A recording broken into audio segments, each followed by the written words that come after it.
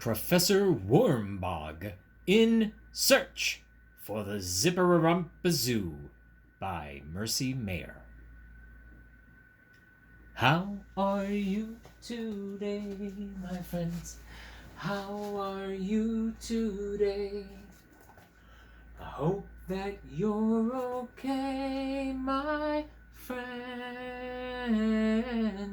Oh, deep in my heart, I want to say, I hope that you're okay today.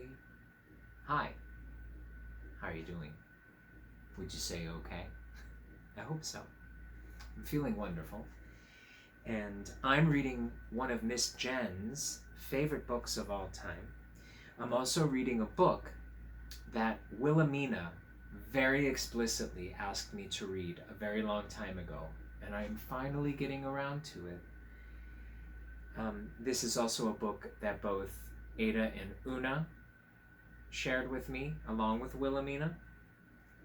And so this book goes out to Miss Jen, to Wilhelmina, to Ada, to Una.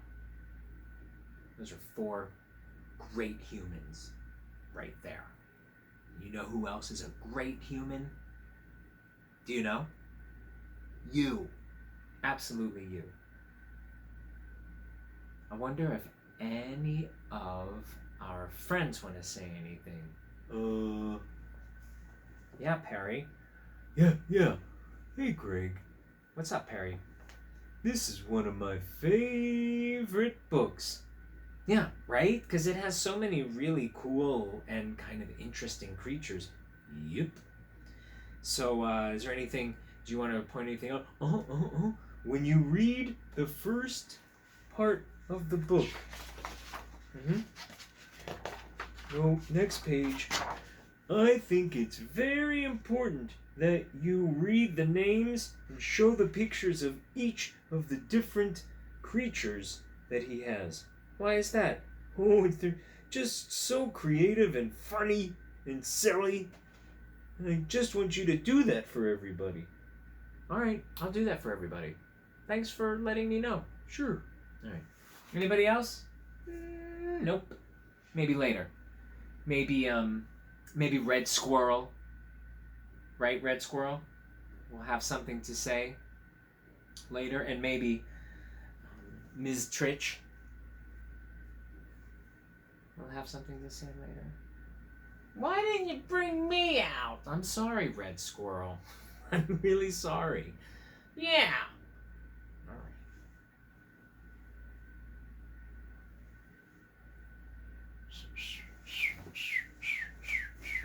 Yes, Robert. Yeah, I will absolutely pay attention to the creatures in the book who have wings and beaks. Absolutely. Of course I will. You know, I absolutely adore creatures with wings and beaks. Well, thank you for the kiss. Okay. So I guess everyone did want to say something. Okay. But,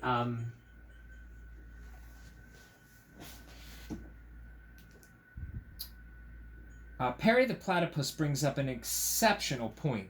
Now, the front splash page and the back splash page are exactly the same, but the front one it comes from West Deer Library from a long time ago.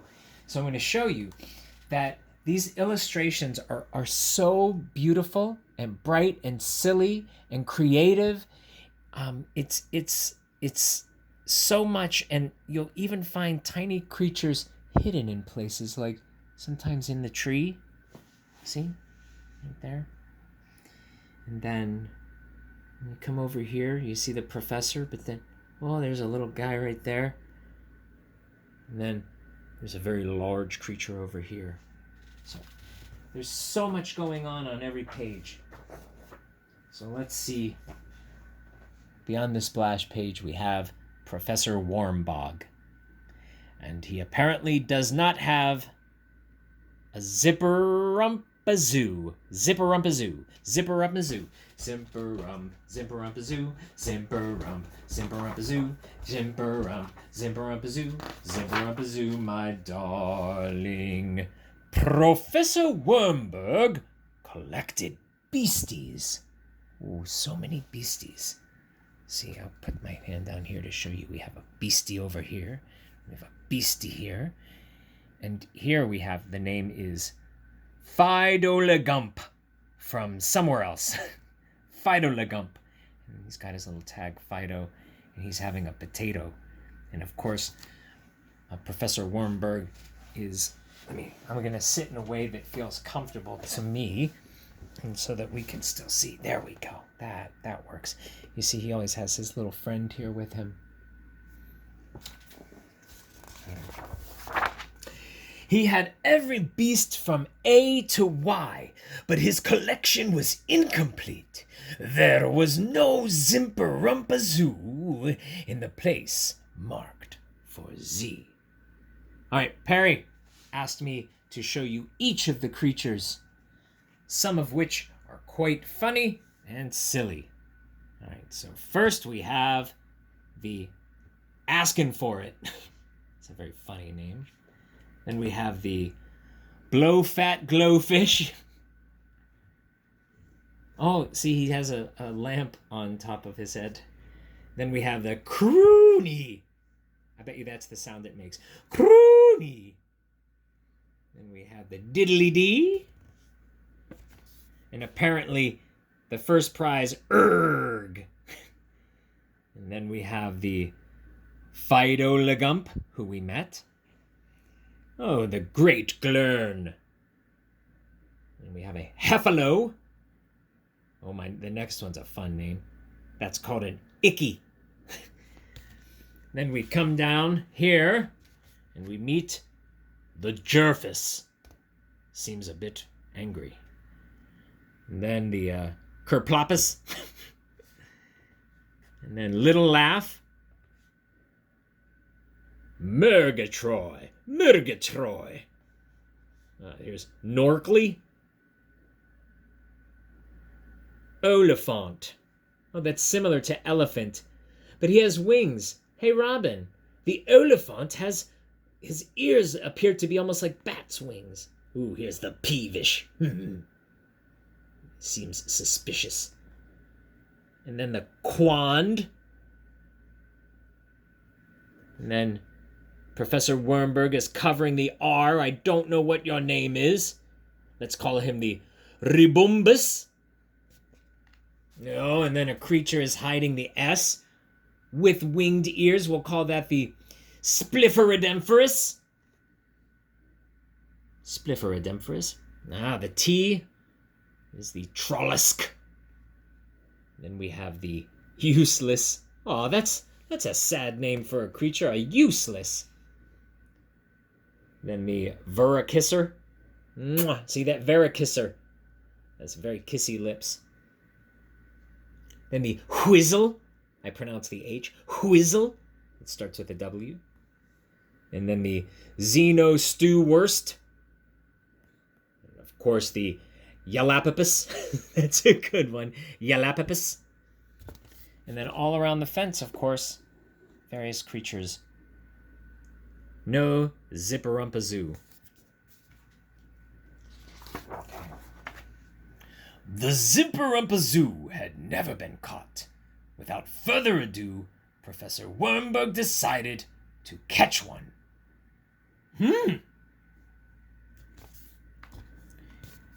He dug a pit, both deep and wide. Look at this. Even the fruit on the trees hanging are creatures. He's doing a raspberry. And a bird on top. So many creatures. And the rocks that he shovels are being eaten by this creature, whose name I forget. I shan't keep going back to the beginning, or I'll be reading this book for 3 days. Now here it says, he's left a sign, reserved for a passing Zipperump-a-Zoo. Please drop in. Thank you. And it appears he's made a trap. He covered it with sticks and leaves, and he baited it with tangos and wild yucananas. Those are tangos and yucananas. So he's going to wait. And he's told the Zipperump-a-Zoo to come on in. Of course, we have a tiny creature here reading a book. And Professor Wormbog is knitting a large sock while another creature eats. But he waited all night long, and if you notice, even the tree has a very handsome face. Even the moon! So many faces! Goodness gracious. If I miss any creatures, you should tell me. In the early morning, he heard a loud crash. Woke him from his sleep. Rushing down, he hoisted his catch, but it was not a Zipperump-a-Zoo. It was his best beastly friend, stealing all the food. And then at the bottom, we have this creature is trying to take the sock from this creature who's trying to eat the sock.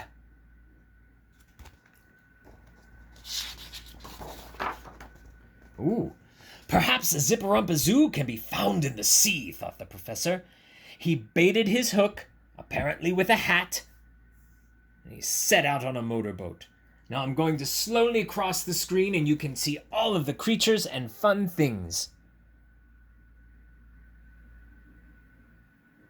Of course, the airplane says, brush your teeth, which is a great idea. Ah, rent a rubber duck for the mice who want to fish. Oh, hello, iPad. Apparently somebody is calling on the iPad. Well, that is not the Zipperump-a-Zoo, so we will not pay attention. First, he caught a big, fat glowfish. Oh, geez, I didn't realize how large that fish was. Look at here, he looks very small. But when we come here, he looks very large. Goodness gracious. Then he caught a great glurn of the sea. But he had two of them at home. Also a very large creature. I had no idea the great glurn was so huge. Of course, his two friends are still with him on the boat. Very nice of them. Then something deep under the sea took his line. Oh boy, there's two fish playing cards. This must be a Zipperump-a-Zoo, cried Professor Wormbog. How fierce it is. And here at the bottom, expert fishing worms, guaranteed by Island Joe. We are the best. My goodness, the worms are selling themselves. That might be problematic. What did he catch? Ah, it's you again. After many long hours, he pulled in his catch, but it was not a Zipperump-a-Zoo. Let's go to work for Island Joe. Who's Island Joe?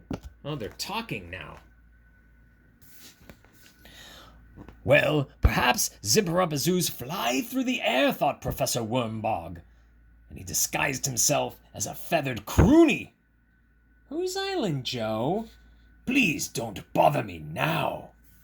And here it says, beware of low-flying croonies.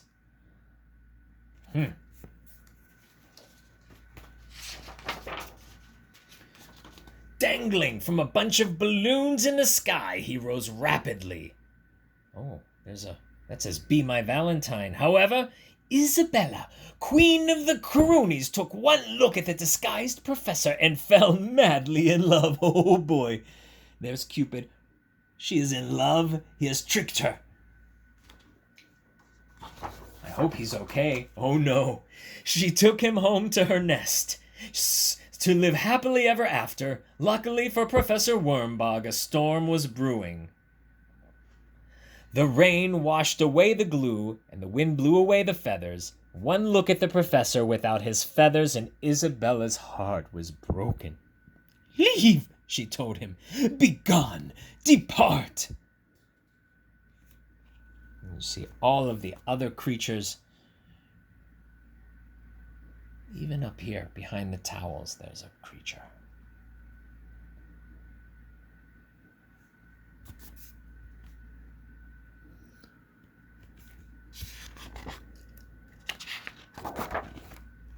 Professor Wormbog hiked to the top of Craggy Peak, and he looked looked. Craggy Peak looked suspicious. But when the Peak looked back, oh my goodness, leave, sir. It's pure ivory. Going to bite him. Oh my goodness, look at how large this creature is. Let me move the book back so you can see. He knew it was time to go. No place for a Zipperump-a-Zoo, he thought. He'd better run. Look at how large that creature is. Look at this. He's lost his soap and his good book. Now he only has his bat. Oh, deep in the caves, and caverns. Beneath the earth he traveled. Perhaps a Zipperump-a-Zoo can be found here, he thought. Special tour today. One way to the bottomless pit. Let's see all of the creatures. They're bats. Here's this creature again. This creature right here sure loves hanging out. Huh. Cave painting by Alfonso. Maybe that's Alfonso.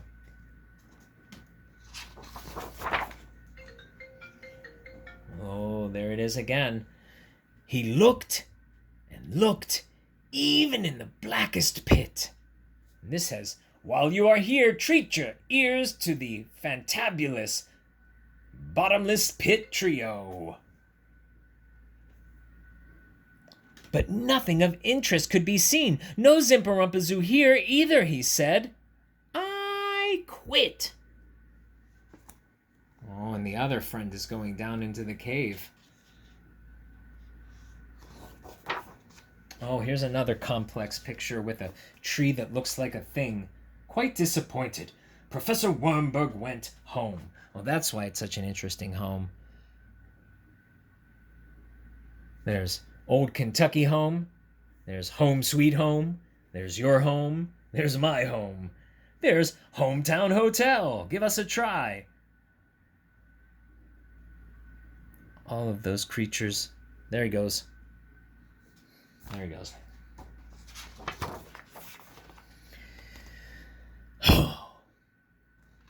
Tired and weary, he pushed open his front door.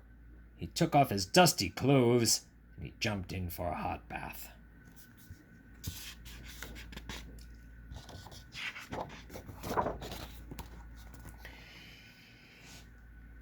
Hey, do you see something there? It's a Zipperump-a-Zoo. He made a snack of cookies and milk. He curled up before the fire with his favorite book. Too bad, said Professor. I guess I'll never have a Zipperump-a-Zoo of my very own. I think he has one.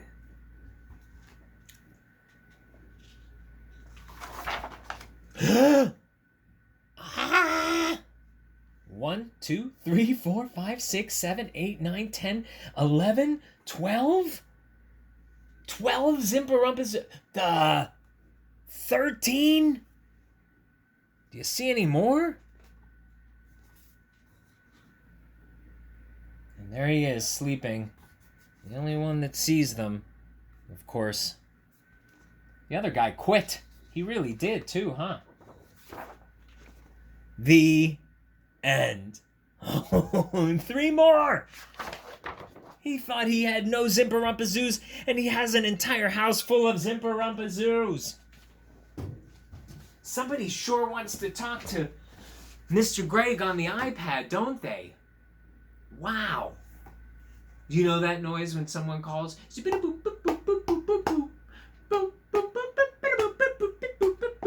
Anyway, how about that? He had Zipperump-a-Zoos living with him the whole time. Red Squirrel. That's a fantastic book. I know! By the way, thank you so much, Perry, because reading all those names was so fun. Oh, you're welcome, Greg. Perry's calling me Greg instead of Mr. Greg, which is fine, Perry. You don't have to call me Mr. Greg. I'm perfectly comfortable with you calling me Greg. Oh, thanks, Greg. But I want to call you Mr. Greg. Yeah, no, please, call me Mr. Greg. I super appreciate it. And I'll call you Red Squirrel still. Is that okay? Do you prefer... It's Mr. Red Squirrel, but Red Squirrel is fine. Thanks, Red Squirrel. Do you have a favorite creature?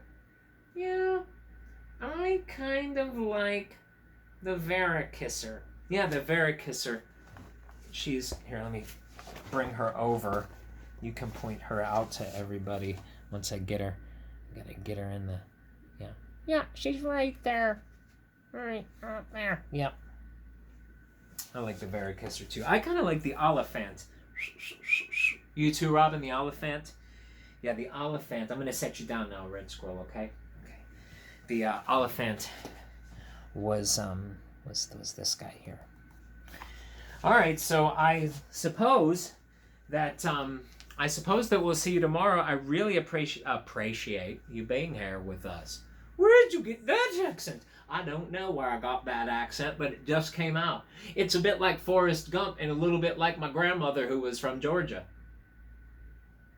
What are you talking about? I'll stop doing that. Good! Anyway, thank you. I love that book. I'd never seen it before. You have a bit of an accent. Yes! So you might...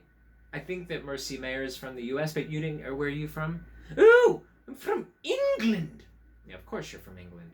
And you didn't ever see... No, I didn't see that book. But I like it so much.